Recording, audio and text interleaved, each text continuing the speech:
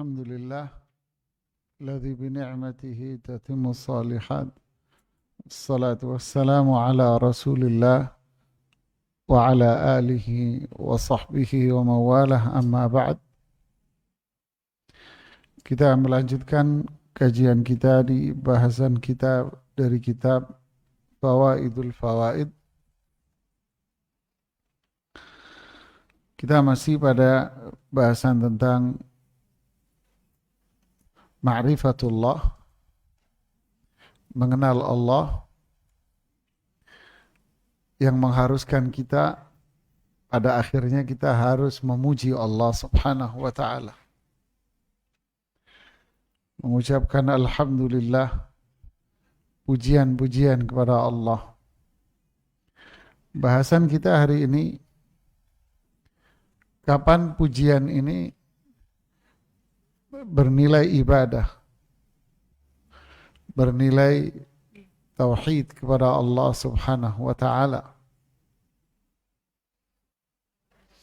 Ini yang disajikan oleh Imam Ibnu Qayyim rahimahullah ta'ala.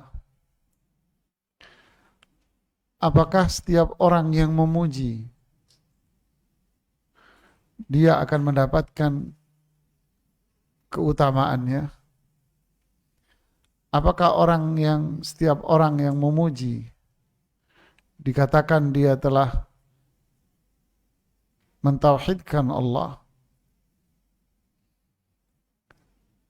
menyanjung Allah subhanahu wa ta'ala? Karena banyak orang yang memuji.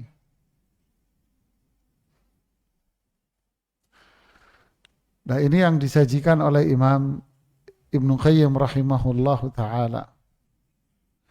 Beliau mengatakan pujian kepada Allah mengandung dua unsur pokok. Pujian kepada Allah mengandung dua unsur pokok. Yang pertama, pengungkapan segala sanjungan dan sifat-sifat sempurna. Maksudnya apa? Seseorang yang memuji Allah berarti dia membenarkan, mengakui, meyakini adanya sifat-sifat Allah subhanahu wa ta'ala. Apa hubungannya, korelasinya? Karena pujian ini didasarkan atas apa? Kesempurnaan Allah pada nama-nama dan sifat-sifatnya. Seperti bahasan kita yang lalu.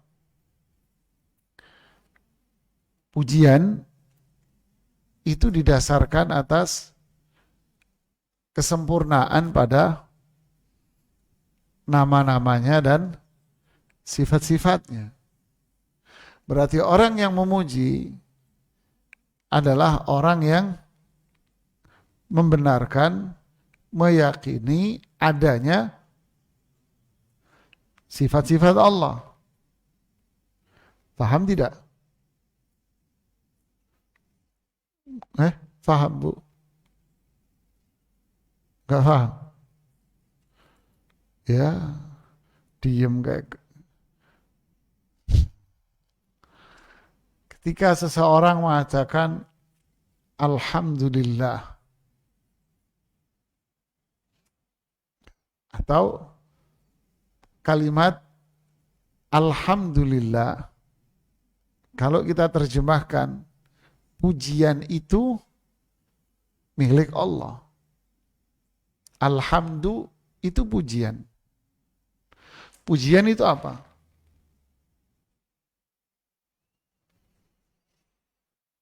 Ngomong panjang lebar ntar gak ngerti. Pujian ini apa? Apa, Pak? Sanjungan itu apa, Pak? Sebentar, saya mau nanya Bapak ini. Ya Allah, simpel, mikir panjang. Apa sanjungan itu?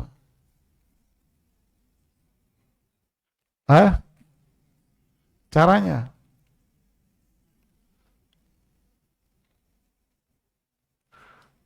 Siapa yang tahu? Hmm? Pujian ini apa? Caranya orang muji ini gimana? Pujian apa? Artinya jawabannya itu cara.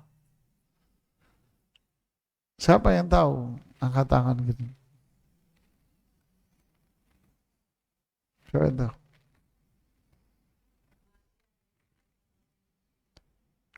Iya, kita apa caranya? Gimana pujian?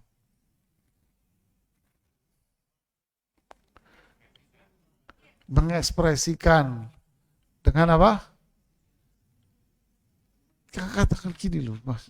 Takut amat. Dengan apa? Sebentar, dengan apa?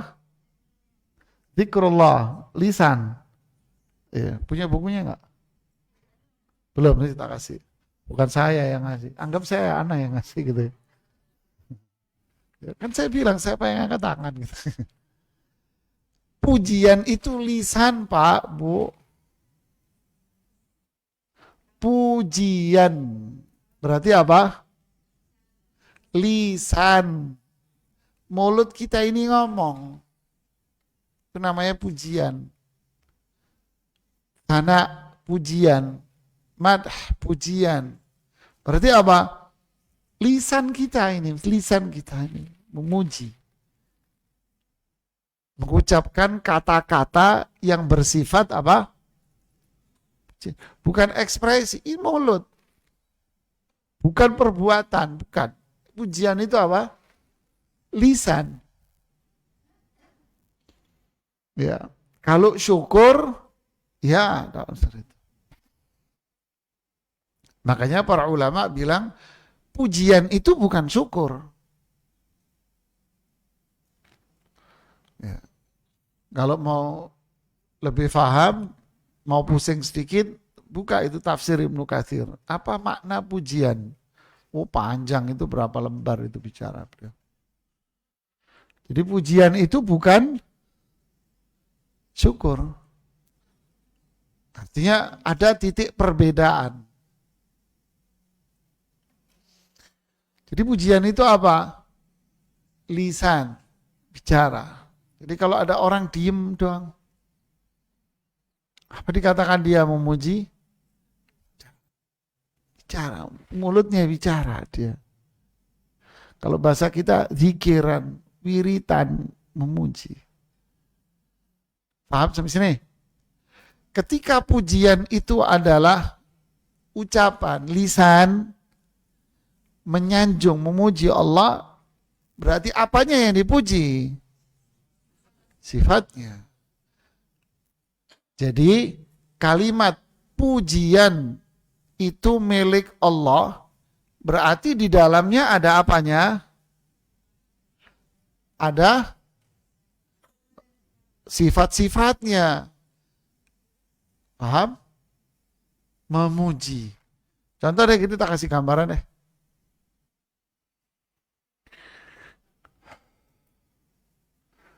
Si A memuji Pak Budi. Ya, si A muji Pak Budi. Kenapa kamu puji Pak Budi, Mas? Karena Pak Budi ini bajingan, Pak. Mungkin? Mungkin.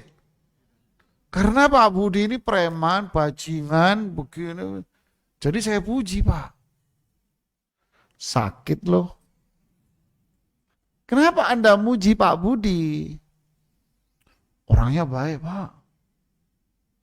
Udah baik, keren, ganteng, pendek, kecil, hitam, tompel. Jadi orang memuji karena memiliki apa? Paham sekarang?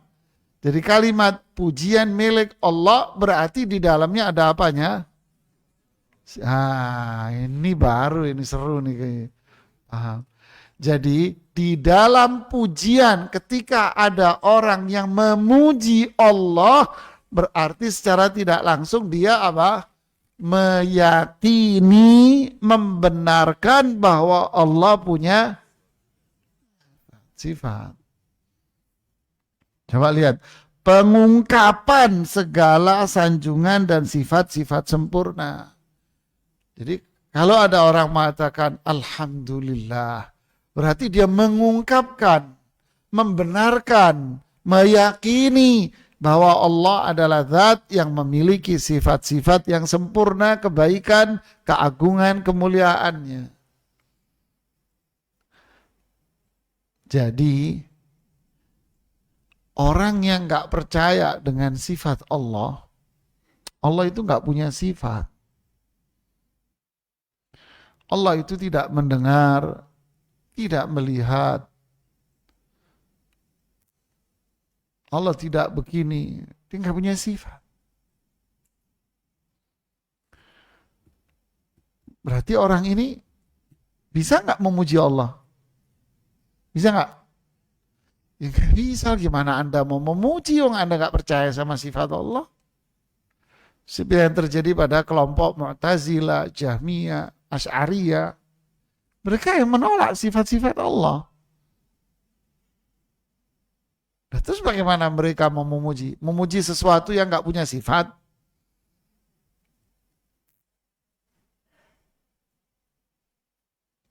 Paham sekarang? Jadi pujian milik Allah karena di dalamnya ada sifat-sifat Allah. Jadi orang yang memuji Allah berarti dia mengungkapkan apa? Sifat-sifat Allah, meyakini, membenarkan sifat-sifat Allah. Jadi kalau ada orang yang nggak percaya sama sifat-sifat Allah, ya berarti pujiannya dia pujian apa? Gombal, kosong, pepesan, kosong. Ya, paham sekarang ya? Nyambung kan? Mas, kenapa kamu puji dia? Mas, kamu kenal?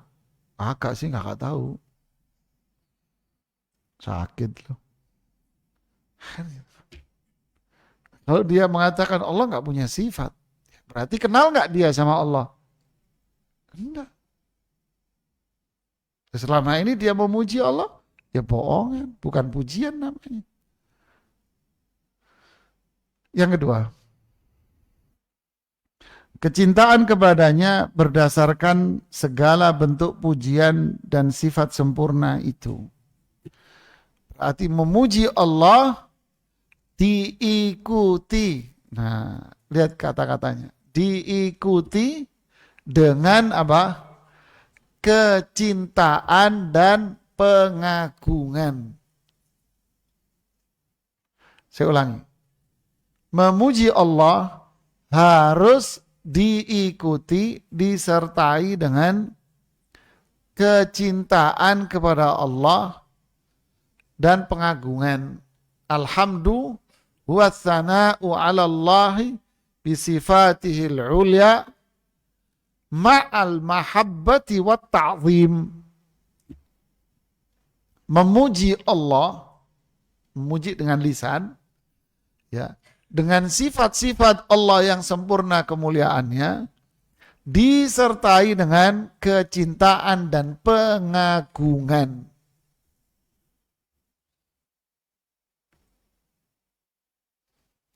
Kecintaan itu apa? Sebuah kata yang tidak bisa Anda deskripsikan. Kata Imam Ibnu Qayyim, kata yang tidak bisa Anda deskripsikan. Kalau Anda deskripsikan, menjadikan cinta itu akan hilang keindahannya. Waduh, romantis ya mah. Yang jelas, cinta itu di mana? Di hati. Kalau ada orang ngomong, saya cinta kepadamu, gombal. Cinta bukan di mulut, bukan. Itu di sini. Belalah dadaku, akan tertulis namamu yang indah di sana. Pret. Hati ya mas, hati.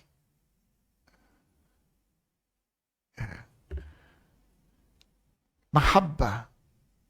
Kecintaan yang besar hanya sama Allah semata. Ta'zim. Dan pengagungan yang besar kepada Allah. Pengagungan itu apa?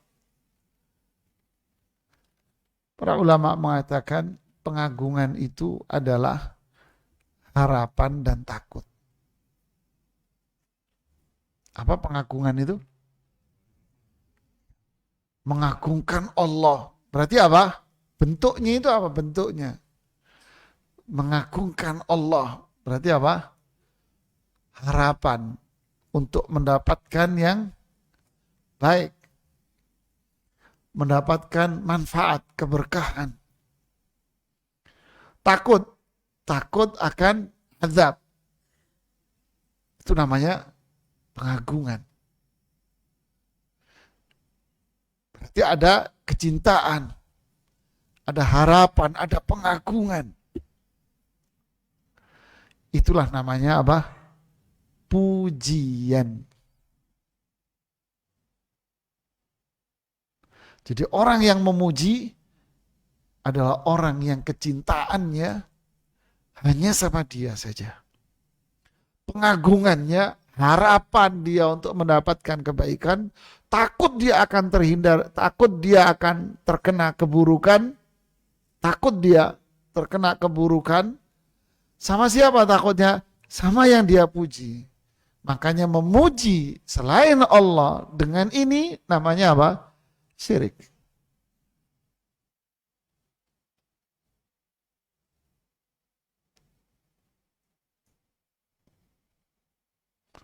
Saya dulu masih SMA, sekolah gitu. Belajar bahasa Arab. Sebelum ke Libya. Ya belajar bahasa Arab begitu deh di kampung Arab begitu deh. Suatu hari diajak jalan-jalan ke satu pesantren. Ya, nggak usah saya sebutkan lah. Satu pesantren lah. Ini kita namanya masih anak-anak waktu itu. Ini ustadz-ustadznya masuk ke dalam ruang guru, ngobrol sama ustadz-ustadznya. Kita ngapain ke situ kan gitu kan. Kita duduk di luar. Itu pesantrennya udah kayak kampung sendiri itu sudah. Rame, penuh, full murid. Bayangin sudah pesantren full anak, lalu lalang, bagaimana ramenya gitu.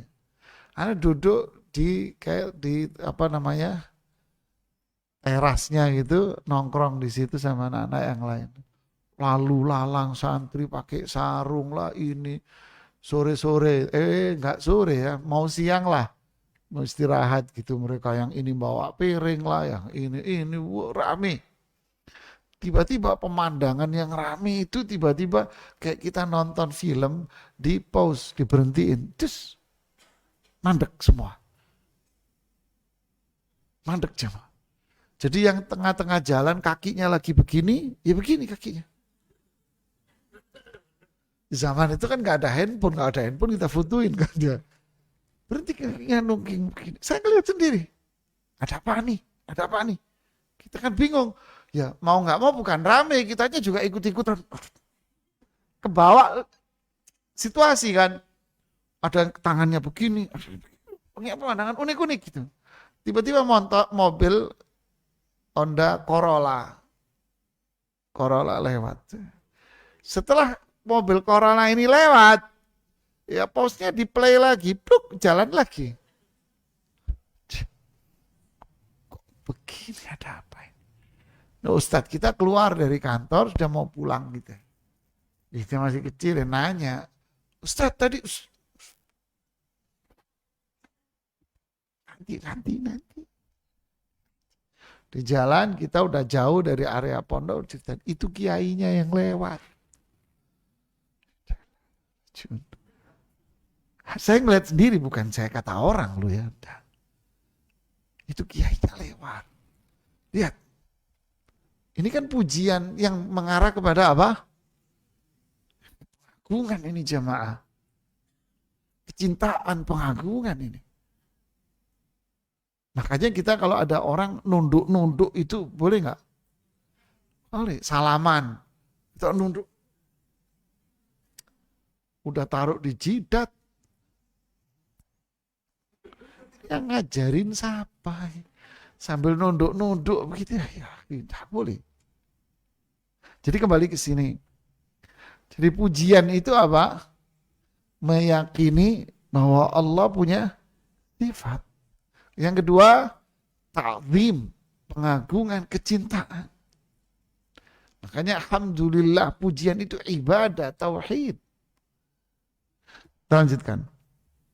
Siapa saja yang mengungkapkan kebaikan-kebaikan orang lain tanpa memiliki rasa cinta kepadanya, maka orang itu belum dikatakan telah memuji. Berarti apa?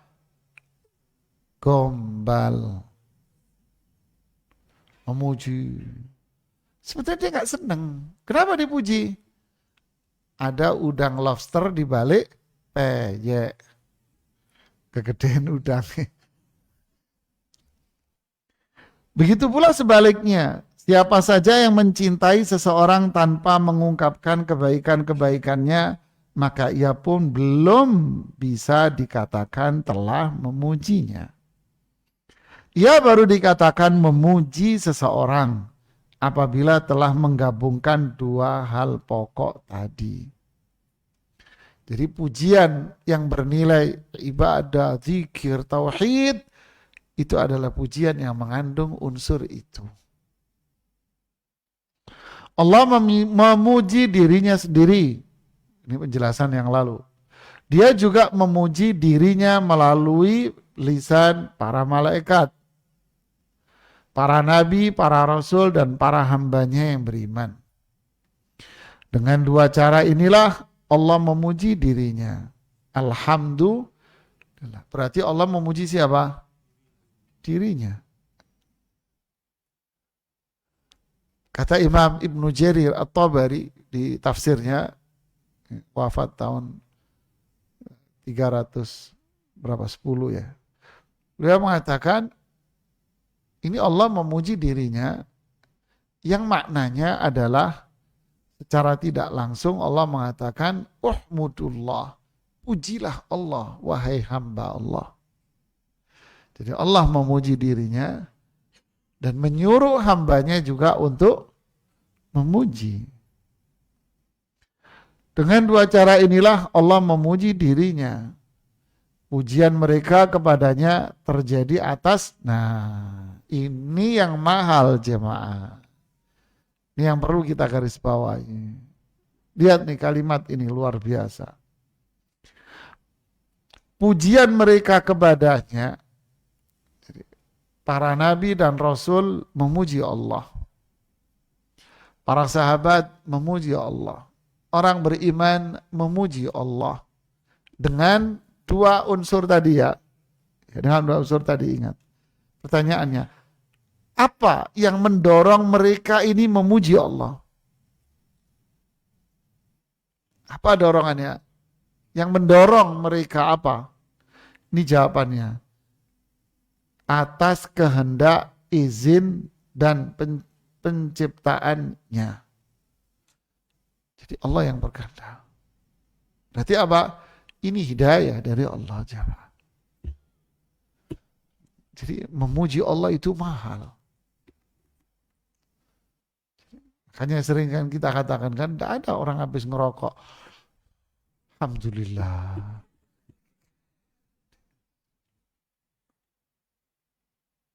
Karena minum khamr. Bismillah. Tidak ada jemaah.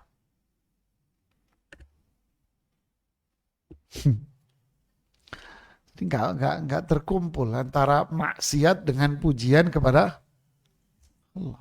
Kenapa? Apa alasannya? Tahu sebabnya? Kenapa? Maksiat dengan pujian nggak berkumpul.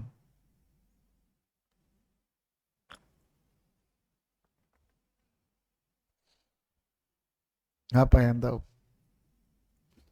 Kenapa Mas? Kenapa? Pengagungan. Nah, antara maksiat dengan pujian ini kok nggak bisa ketemu, kenapa?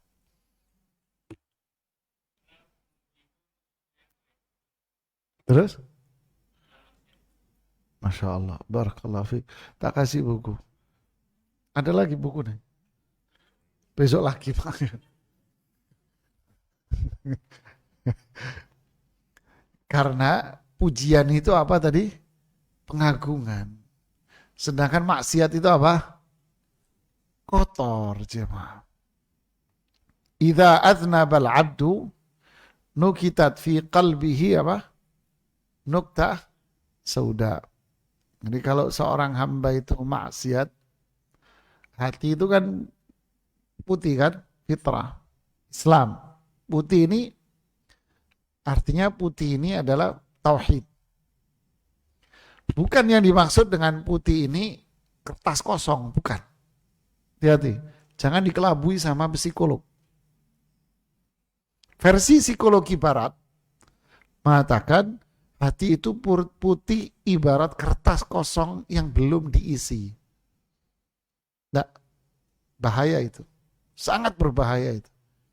Tapi yang dimaksud dengan putih ini adalah fitrah. Fitrah itu apa?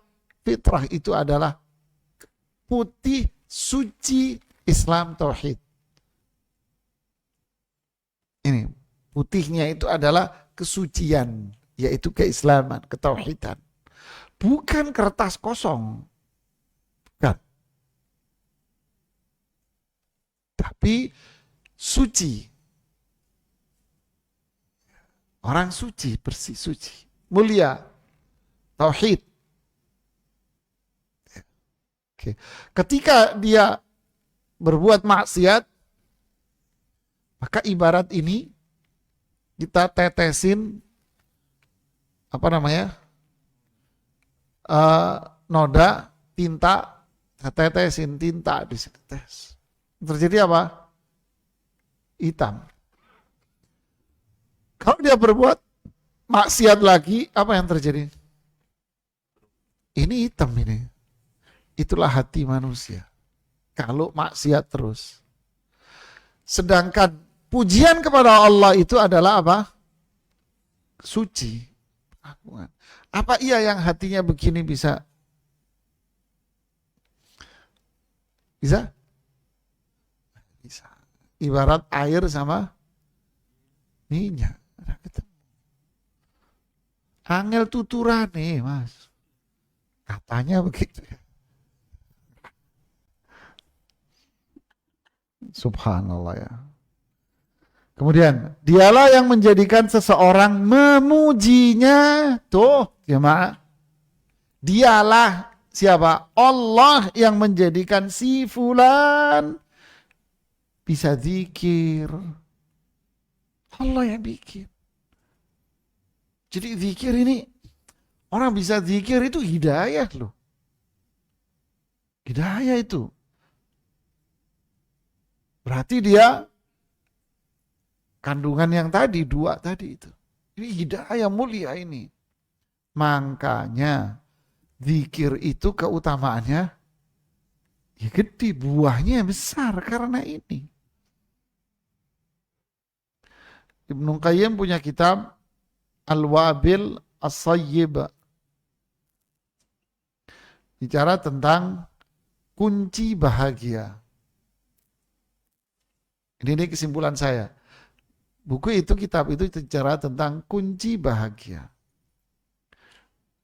Dimulai dari secara umum, lalu diurut sama Ibnu Qayyim. Diurut dari sholat, zakat, sedekah, puasa. Terakhir apa? Zikir. Sehingga di buku itu diungkapkan hampir 100 keutamaan zikir sama beliau. Luar biasa. Jadi orang yang memuji Allah dengan lisannya, berarti Allah kasih hidayah dia, Pak. Ini orang mulia ini. Hatinya berarti apa?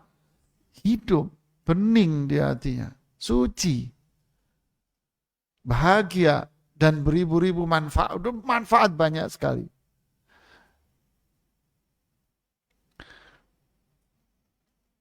Saya pengajian sama ibu-ibu, bapak-bapak tua-tua, ibu-ibu tua-tua di Klender.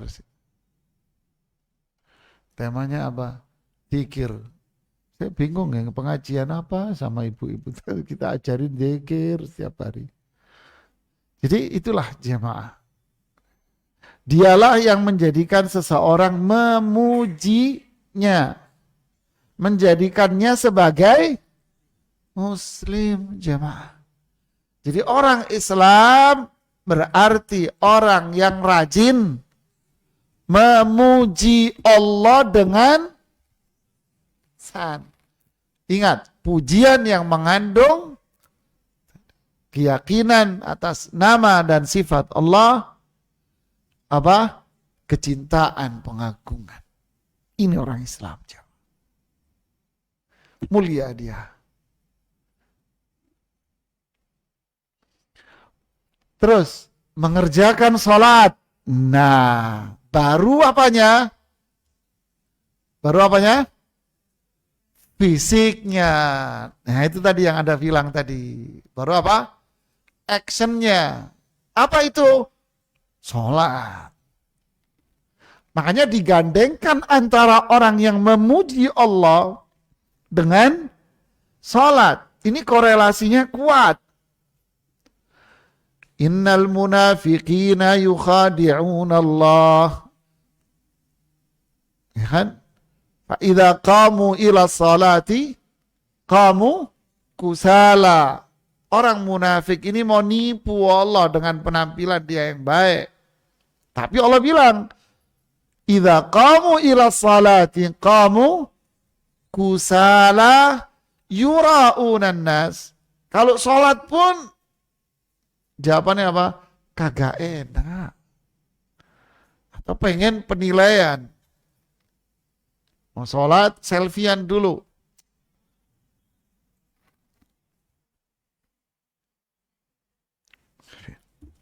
Mas, putin, mas, putin. Sebentar. Astagfirullahaladzim. Sebentar, mas. Pintar. Putin, mas. Pengen difoto terus dikira Sunan Kalijogo gitu. Astagfirullahaladzim.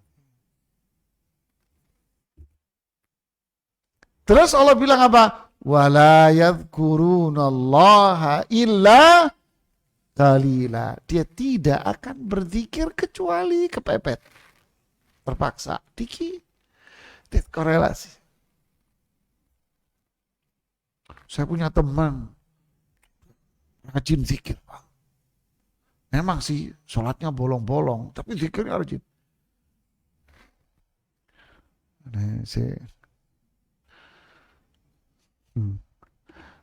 Beli nasi goreng nggak pakai nasi ini namanya.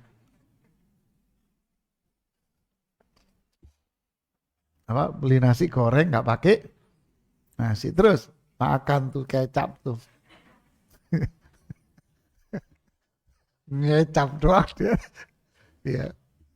Beli bubur nggak pakai bubur, terus ya makan kecapnya aja tuh. Inna lillahi wa inna ilaihi raji'un. Jadi dialah yang menjadikan seseorang memuji Allah. Menjadikannya sebagai muslim. Mengerjakan sholat dan taubat. Coba tarik lagi. Berarti siapa yang taubat? Mungkinkah taubat itu dilakukan oleh orang yang tidak mengenal Allah? Tidak mengagungkan Allah. Kenapa dia taubat? Takut masuk neraka. Ustaz. Ada satu orang cerita, temannya bisikin, Ustaz, itu warisan keluarganya disimpan sama dia bertahun-tahun, Ustaz. Oh ya? Iya. Berapa? Banyak miliaran, Ustaz. lagi duduk sama saya. Gitu. Mau pulang dia. Mau pulang, ana bisikin. Bisikin dia. Mas, kalau besok kamu mati, diadab di neraka kamu. Kenapa Ustaz? Duitnya warisan kamu cengkerem bertahun-tahun, Mas. Bingung dia. Beneran Ustaz? Serius? Inti tidur nggak bangun terus gimana? Masuk neraka inti. Bisikin, Pak. Ustaz, jangan nakutin ah. Loh, saya nggak nakutin, serius. Terus caranya gimana? Besok pagi bagiin warisannya. Deh, pulang dia. Ini teman yang ngasih tahu, besok paginya telepon, Ustaz, semalam nggak bisa tidur dia. Terus gimana? Hari ini mau ke tempatnya Ustaz, minta dihitungin warisannya. Berarti ada apa di hatinya? Takut. Ini namanya mengagungkan Allah.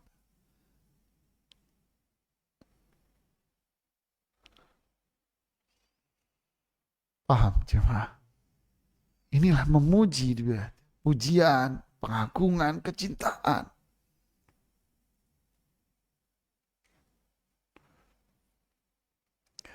Subhanallah. Banyak sih cerita-cerita.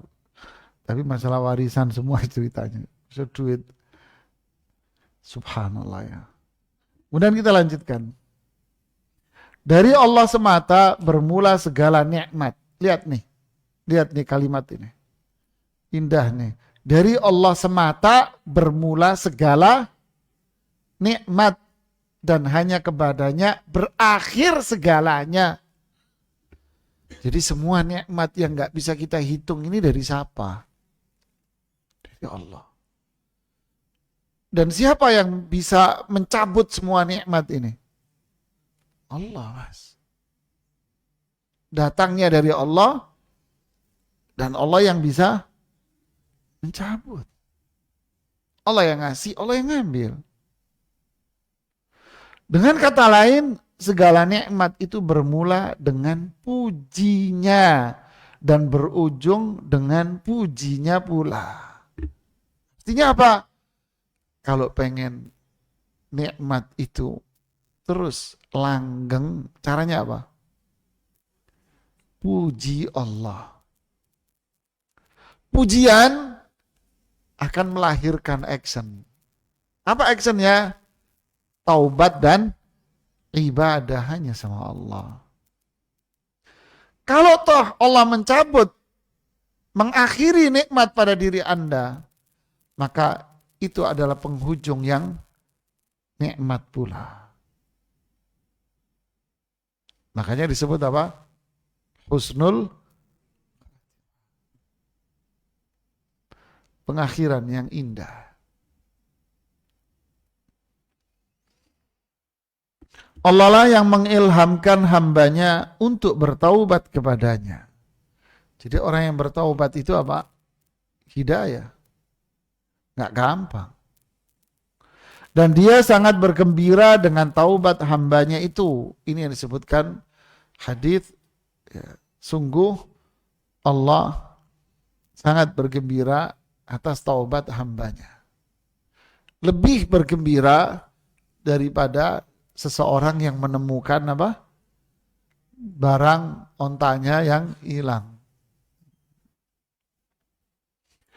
Meskipun taubat hamba itu tidak lepas dari karunia dan kemurahannya. Pastilah.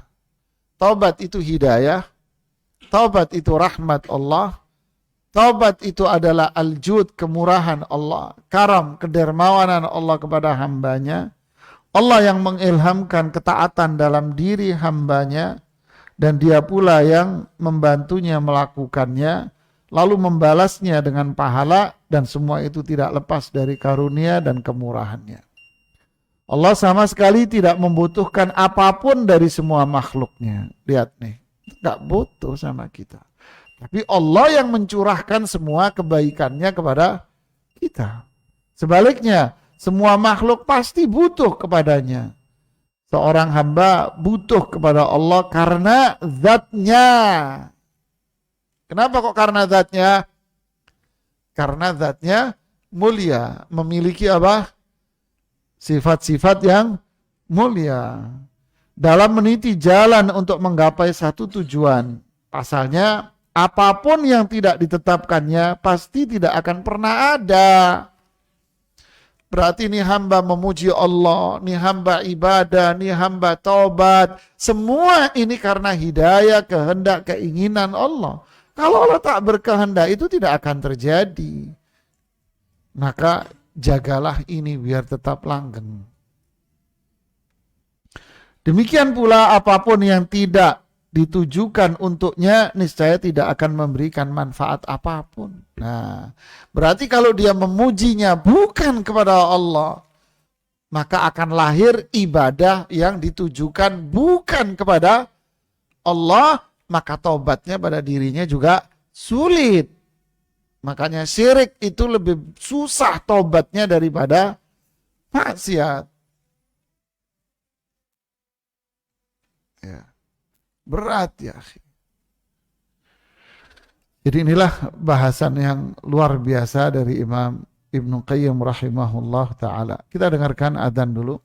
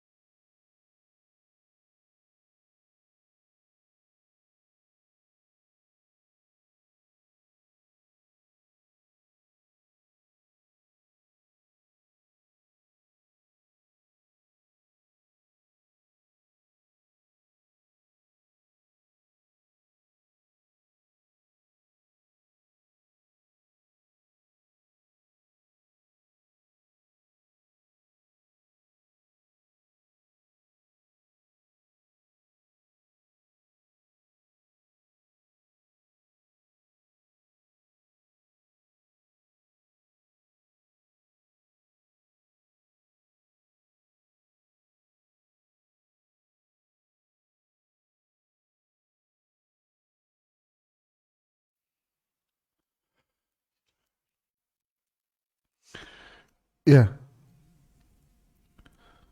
bahasan berikutnya di sini Imam Ibnu Qayyim membahas makna dari hadis di bagian yang keenam. Beliau membahas tentang innallaha jamilun yuhibbul jamal. Sesungguhnya Allah itu indah dan mencintai keindahan. Kalau di bahasan yang lalu beliau membahas tentang bagian pertama dari hadis ini, yaitu Allah itu apa? Indah. Dari mana kita tahu kalau Allah itu indah? Dari apa kemarin? Dari makhluknya. Barakallahu fiik. Dari makhluknya indah. Apalagi yang berarti Allah memiliki kesempurnaan. Sempurna keindahan Allah. Nah, bahasan yang lalu seputar itu, Allah itu indah. Nah, bahasan yang berikutnya ini pada bagian kedua dari hadis, yaitu mencintai keindahan. Artinya apa? Artinya secara umum loh ini ya. Di hadis ini ingin mengatakan bahwa Allah itu cinta kepada hambanya yang indah. Ya. Berarti Allah punya sifat apa? Cinta. Allah punya sifat cinta. Sesuai dengan keagungannya. Ya. Gak boleh kita samakan dengan makhluk. Kita beriman bahwa Allah memiliki sifat cinta. Allah akan cinta. Sama siapa? Sama hambanya yang indah. Bagus. Keren. Nah, ini yang dibahas sekarang. Kriteria hamba yang indah, keren itu apa? Nah, apa? Bagaimana kita menilai dia ini indah, bagus, keren, ganteng, cantik? Apanya? Nah, inilah bahasan ini. Kita lanjutkan sedikit ya. Keindahan yang disebutkan dalam hadis ini tidak hanya terkait dengan keindahan lahiriah yang ditanyakan sahabat kepada beliau.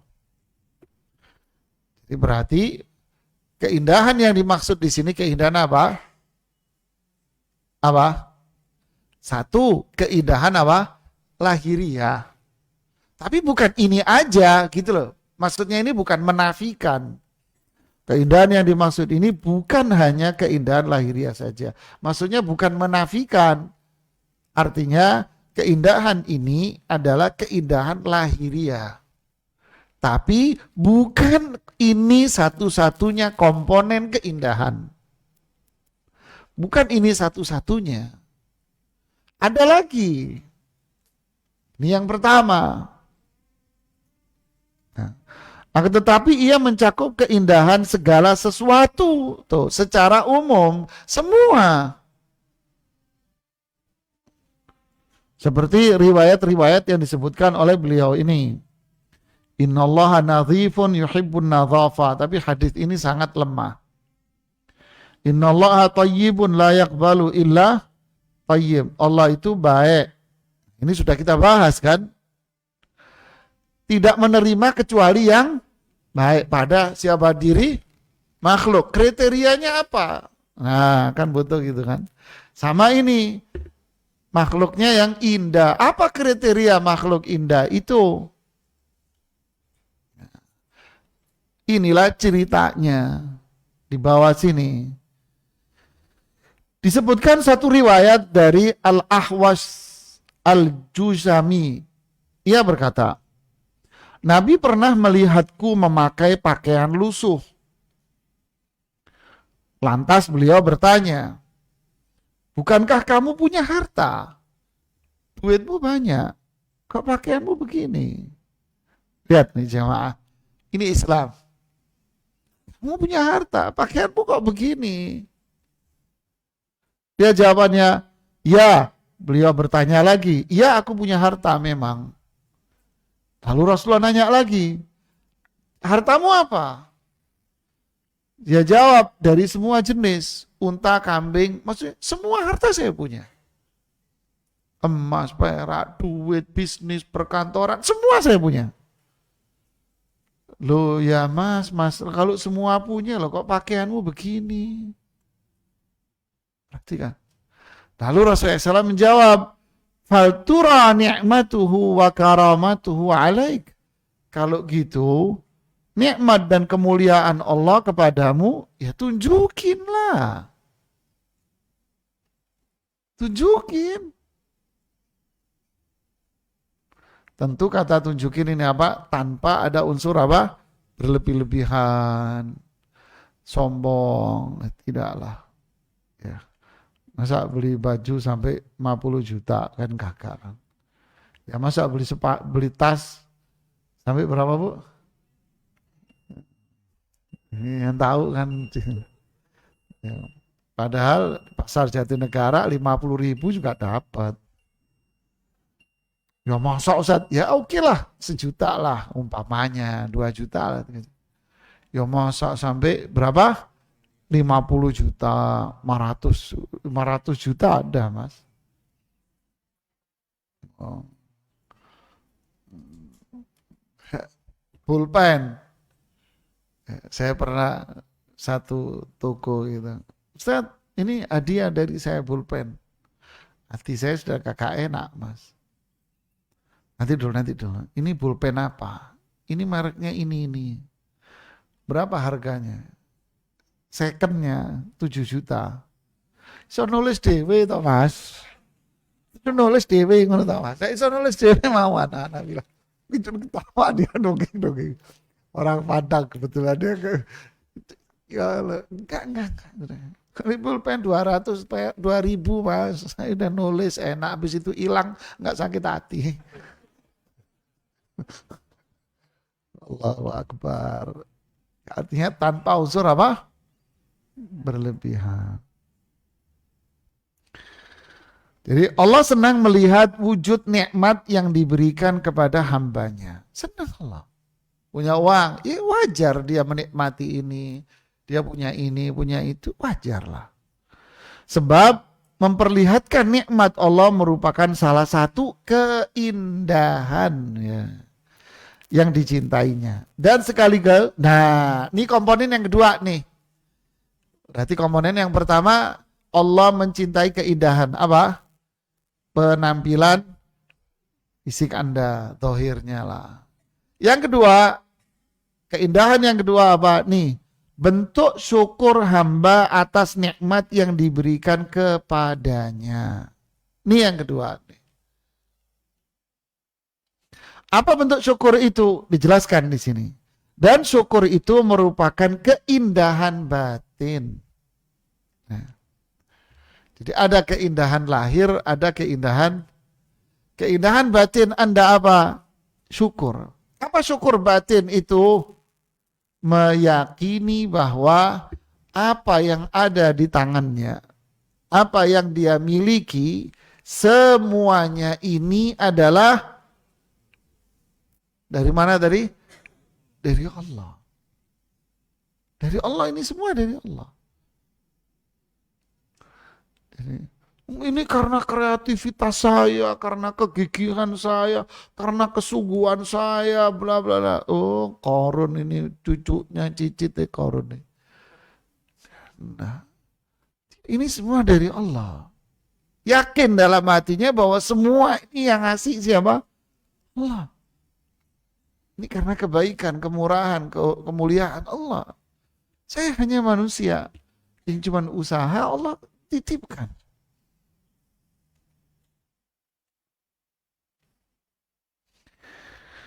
Kemudian lihat ini. Dengan kata lain, Allah senang melihat keindahan lahir, yaitu wujud nikmat yang diberikan kepada hambanya, dan keindahan batin berupa rasa syukur hamba kepada ini yang mahal itu ini. Oke, kalau lahir mungkin orang banyak lah, ya kan. Terkadang kita bisa sulit untuk membedakan. Kalau hanya tolok ukurnya sekedar apa? Lahir saja. Nah, justru yang paling penting ini syukur hatinya ini. Oleh sebab kecintaannya pada keindahan, maka Allah menurunkan pakaian dan perhiasan kepada hambanya untuk memperindah penampilan lahiriahnya. Berarti orang yang seperti ini yang memiliki syukur dalam hati. Syukur dalam hati maknanya apa? Tauhid. Ya kan? Iman dan tauhid, syukur dalam hati itu. Berarti apa? Zahir yang dia miliki itu Allah berikan kepada dia untuk apa? Untuk apa? Untuk menjadikan dia sebagai hamba yang iman dan taat. Allah kasih saya ini agar saya iman, taat. Makanya dia ditunjukkan sebagai bentuk ubudiyah dia kepada Allah, bukan ditunjukkan sebagai bentuk ini loh saya sukses. Bukan. Ini ubudiyah ini kepada Allah.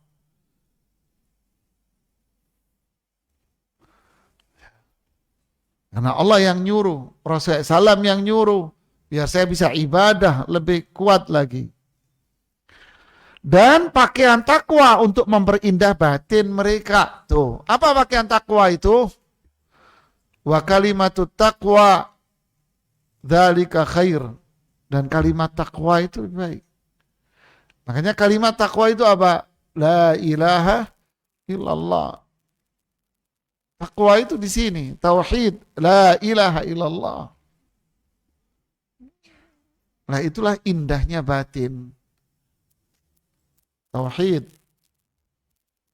Seperti itulah yang Allah isyaratkan di dalam Al-Qur'an. Ini di ayat yang sering kita paham. Ya bani Adam, qad anzalna alaikum libasan yuwari sawatikum warisha. Yuwari sawatikum warisha. Berarti ini apa? Zahir, Allah kasih pakaian untuk aurat. Terus walibasu taqwa dzalika khair. Apa ini? Tauhid. La ilaha illallah, yakin, iman akan uluhiyah, tauhidnya dia kepada Allah. Fawaqahumullahu syarra dzalikal yaumi wa laqahum nadratan wa surura. Ini endingnya, ini goalnya, ini akhirnya. Apa itu? Allah lindungi mereka dari kesulitan hari itu. Yaitu apa? Azab neraka, dan Allah kasih dia wajah yang bercahaya dan kebahagiaan. Wa jazahum bima sabaru jannatan wa harira. Akhirnya Allah kasih pahala surga dan kenikmatannya. Karena sabarnya dia. Inilah indah yang hakiki. Ditegaskan bahwa Allah memperindah wajah mereka dengan keceriaan, memperindah batin mereka dengan kegembiraan. Jadi wajahnya ceria, senang. Kenapa? Karena batinnya, hatinya bercahaya dengan tauhid. Lalu perbuatannya, ucapannya, selain mencintai keindahan, tutur kata. Berarti yang ketiga apa? Indah. Tutur katanya pun indah. Perbuatannya indah. Sebagaimana pakaian dan penampilan dia indah. Berarti keindahan itu apa? Penampilan, zahir, hatinya dengan tauhid, keimanan, itulah bentuk syukur. Dan yang ketiga apa? Tutur kata dan perbuatan dia yang menjalankan sunnah Rasulullah SAW. Inilah keindahan. Wallahu a'lam bishawab. Kita akan lanjutkan pandangan dari kelompok-kelompok aliran-aliran tentang keindahan. Ya.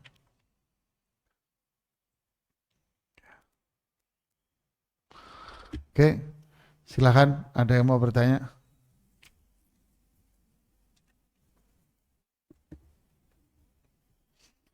Jadi keindahan itu ada berapa?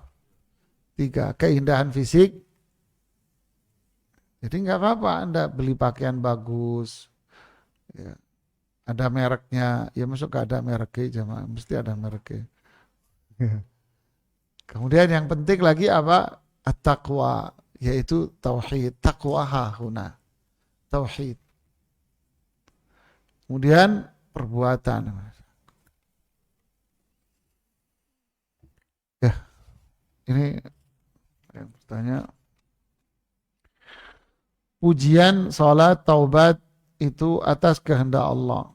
Apa usaha hambanya agar bisa memuji, salat dan bertaubat?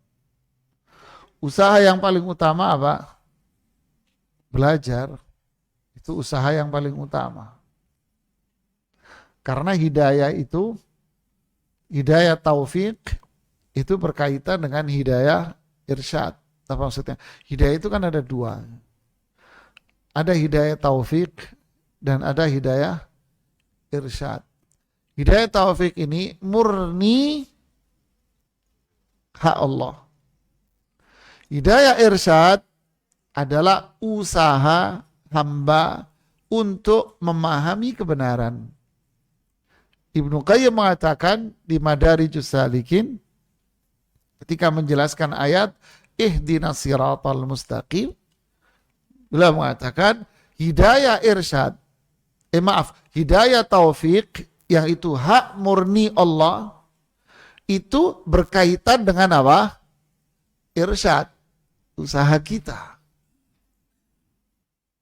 Jadi tidak ada yang namanya ilmu laduni. Duduk delenggem pinter jadi alim, tidak ada. Bangun tidur mimpi langsung jadi wali, punya karomah. Apa karomahnya? Mimpi semalam. Angel tuturane, Mas. Jadi bagaimana kiatnya? Ahli ilm, belajar. Hanya Rasulullah SAW apa? Mengajarkan. Yatlu alaihim ayatihi wa yuzakkihim wa yu'allimuhumul kitaba wal hikmah. Allah membacakan ayat Quran, membersihkan jiwa mereka dari syirik dan mengajarkan kepada mereka makna dari Quran dan petunjuknya. Ayat yang lain, yatlu alaihi ayatihi wa yu'allimuhumul kitaba wal hikmah wa yuzakkihim.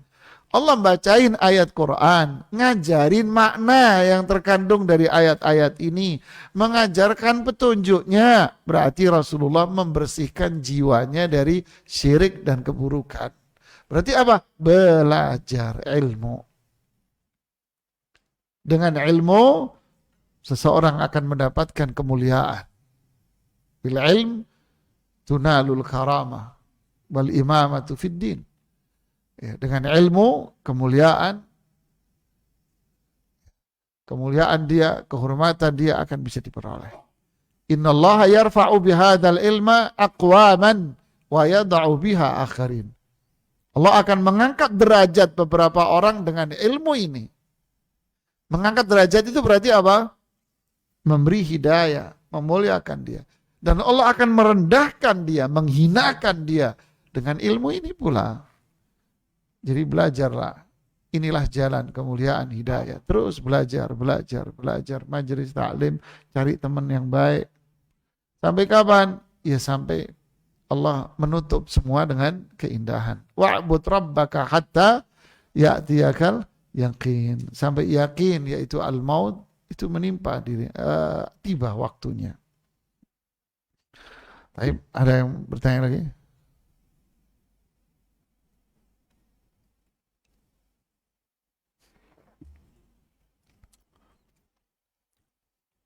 Ada yang nanya di ini? Iya.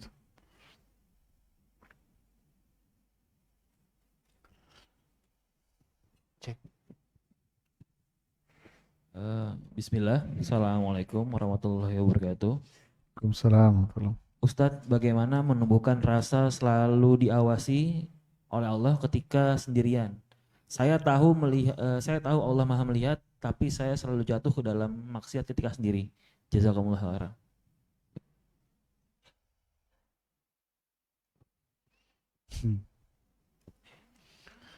Dulu saya masih di SMP itu.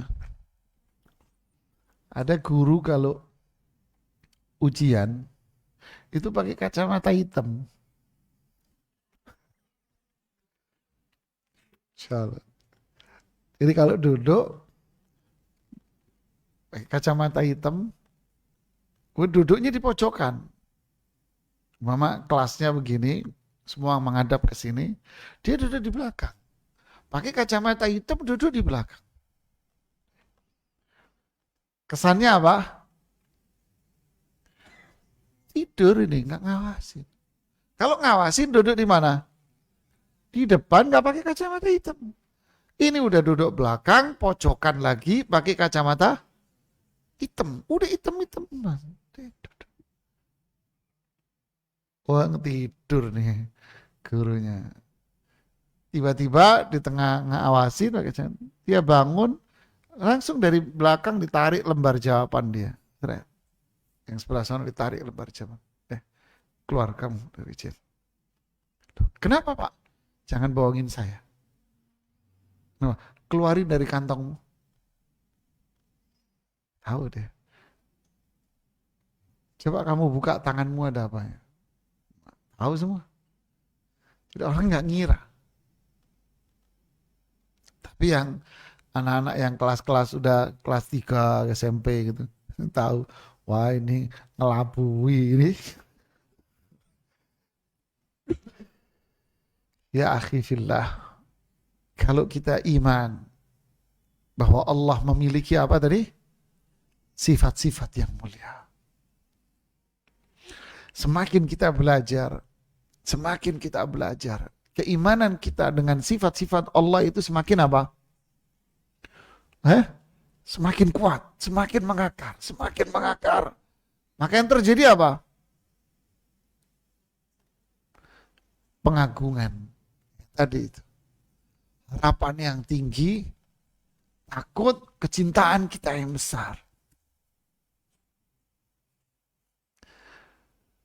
Itulah yang diumpamakan oleh Allah di Al-Quran di surat Ibrahim. Daraballahu mathalan kalimatan tayyibatan kasyajaratin tayyibah. Allah membuat perumpamaan kalimat yang indah, yaitu la ilaha illallah, seperti pohon. Semakin besar pohonnya, akarnya semakin kuat. Berarti apa ini akar ini? La ilaha illallah. Atau kebalik saya, akarnya semakin kuat, maka pohonnya atasnya semakin sehat dia. Kebalik saya. Jadi semakin kuat akarnya, maka pohon ini semakin sehat. Dia semakin membesar. Begitulah, semakin kuat akar kita, tauhid, la ilaha illallah. Kita faham dengan nama-nama dan sifat-sifat Allah, maka batangnya ini semakin kuat. Apa itu? Amal kita. Rantingnya pun akan semakin bagus, buahnya akan semakin lahir. Apa itu? Akhlak mulia. Saya tahu saat kalau Allah itu maha mendengar, tapi kenapa saya masih suka bohong? Ya berarti baru hanya apa? Tahu kulit, pengetahuan Anda belum menjadi iman, keyakinan. Saya tahu Allah itu maha mengetahui, berarti Allah punya sifat mengetahui, saya tahu. Tapi kenapa saya masih maksiat? Berarti pengetahuan Anda belum nyampe ke hati. Hanya sekedar judul di sebuah media massa aja. Terus bagaimana kiatnya Ustadz? Perlu belajar Mas. Perlu belajar ya akhi ukhti fillah. Belajar apa? Belajar ilmu, teruslah di majelis ta'lim. Belajar tauhid, belajar ilmu Quran, hadis, belajar. Kemudian yang kedua apa? Ya ngaji Quran. Ya. Zikir, ibadah, cari teman yang baik. Pasti nanti akan tumbuh itu ya. Buahnya pasti ada. Makanya kesimpulannya apa? Innama yakhshallaha min ibadihi al-ulama'u. Orang yang takut sama Allah cuman orang yang punya ilmu saja. Innama ini huruf yang digunakan untuk penyempitan makna. Innama dalam bahasa Arab namanya adatu hasrin, huruf yang digunakan untuk penyempitan makna. Artinya apa? Cuman ini, hanya ini. Siapa? Orang yang takut cuman dia doang. Innama, cuman dia. penekanan dan penyempitan makna. Lihat bahasa sastra Quran. Siapa yang punya ilmu? Jauh dari ilmu ini apa? Ndablek. Udah, gak peduli dia.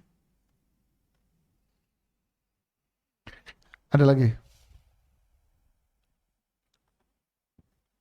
Satu lagi Ustaz, baru masuk Ustaz. Bismillah, Assalamualaikum warahmatullahi wabarakatuh.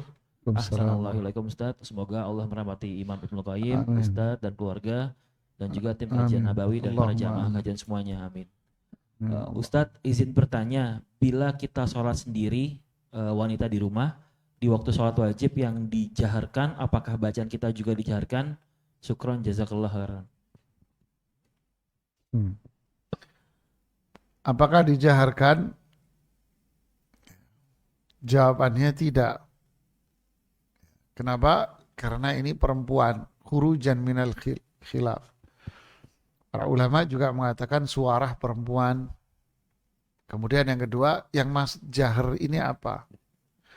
Ya, kalau yang dia maksud jahar itu adalah dia membaca dengan suara yang bisa didengar oleh dirinya sendiri, tentu iya. Di kamar nih kita sholat sendiri. Kita baca Al-Fatihah, surat. Kita baca dengan suara yang bisa kita dengar dengan diri kita sendiri. Artinya, kalau ada orang di sebelah kita, bisa jadi dia apa? Dengar. Kalau ini, ya boleh silahkan. Apa dalilnya? Dalilnya sahabat ketika sholat malam di dekat Nabi Sallallahu Alaihi Wasallam, mereka tahu apa yang dibaca oleh Rasulullah SAW. Rakaat pertama baca ini, rakaat ini baca ini. Tahu. Berarti apa? Bersuara. Jadi bahasa jahar itu apa?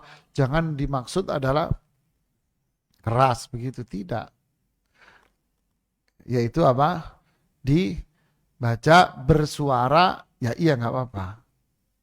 Ya, bersuara tidak ada apa-apa. Oke, ada lagi? Masalah fikih ya rumit ya. Ada lagi? Siapa? Assalamualaikum Ustaz. Bertanya mungkin di luar tema tentang kemarin saya lihat di YouTube itu tentang sidang ahli riset ya Ustaz yang mengatakan baca ayat-ayat Al-Quran di kuburan itu boleh, itu dalilnya apa Ustaz? Membaca ayat Al-Quran boleh. Di kuburan yang ada yang membolehkan itu tidak dikatakan bid'ah yang begitu, yang Ustadz yang itu. Bapak dengerin lagi. Salah denger bahaya. Mending gak denger daripada salah dengar. Yang dimaksud di situ adalah membaca Al-Quran atau membaca surat Yasin pada orang yang sakratul maut. Itu maksudnya Pak. Ya. Jadi membaca Al-Quran atau Yasin pada orang yang dalam kondisi sakratul maut. Si fulan sakit keras. Kemudian kita lihat sekarang kondisinya sakratul maut. Atau sakit keras deh, sudah gak sadar atau apalah. Ya sakit keras. Boleh gak saya bacain Al-Quran dia? Saya bacain Yasin dia. Nah itu yang difatwain kemarin. Boleh, gak apa-apa.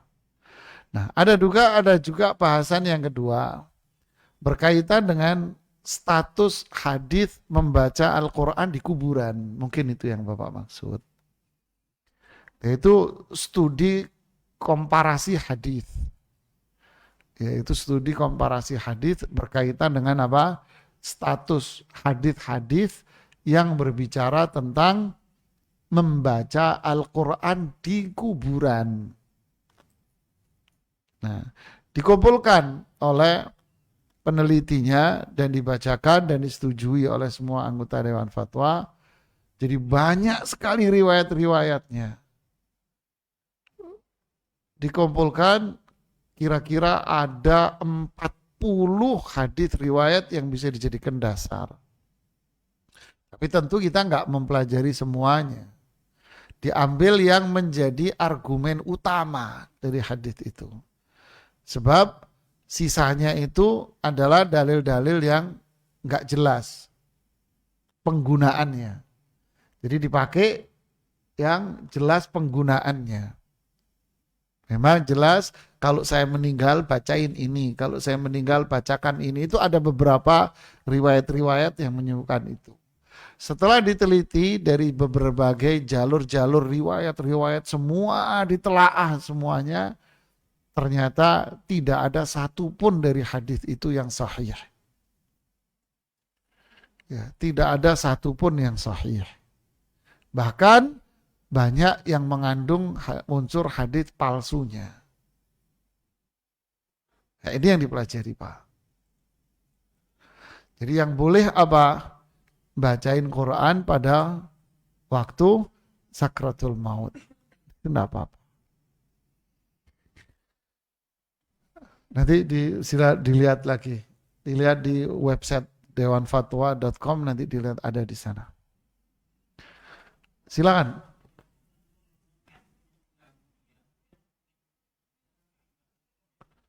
Kenapa Pak? Saya nggak dengar Pak. Bukannya apa? Mengganggu siapa?